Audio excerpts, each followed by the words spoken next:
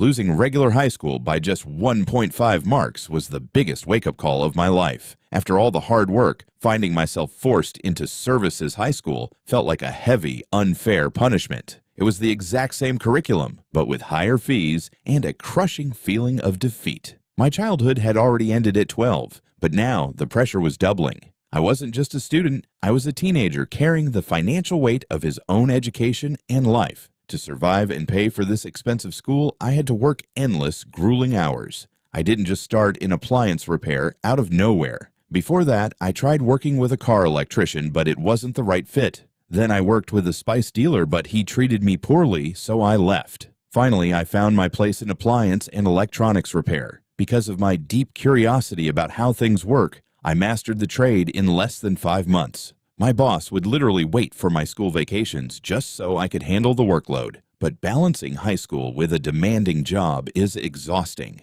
By the beginning of my 3rd year, the accumulated pressure, family issues, and constant financial stress finally broke me. I hit a brutal wall of severe clinical depression. Every single night, after finishing an exhausting shift at the repair shop, I would go back to my room, lock the door, and just cry continuously for 1 or 2 hours straight. I felt completely suffocated, hopeless, and totally disconnected from the world around me. My dream of becoming an elite scientist felt dead. But then, in October, a completely unexpected spark changed everything. I started watching a new Turkish drama starring Deniz Baysal. For the first time in years, something completely isolated me from my painful reality. I saw a striking, deep resemblance between my own struggles and the characters in the show. More importantly, it features a brilliant female doctor who built a medical AI named Nico as her assistant and project. That character completely revived my old passion for biology and research. I decided to take that fictional idea and turn it into a living reality. I locked myself in my room with a new obsession and built my own stable medical AI model, naming it Nico AI in honor of that spark.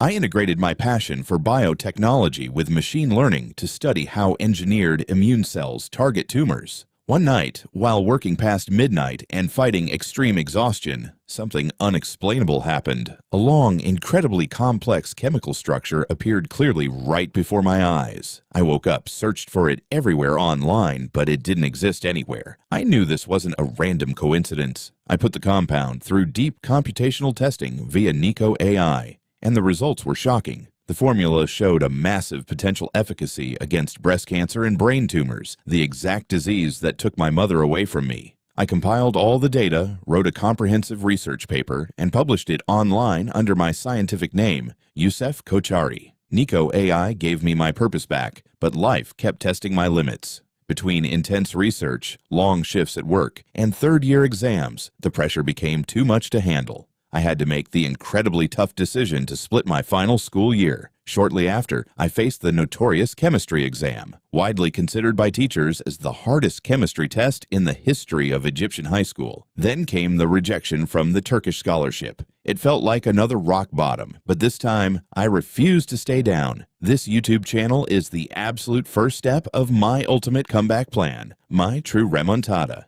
In the next episode, I will show you exactly how I am managing this comeback, studying new languages, and the next massive upgrade for Nico AI. Subscribe now and join the journey from the absolute bottom to the top.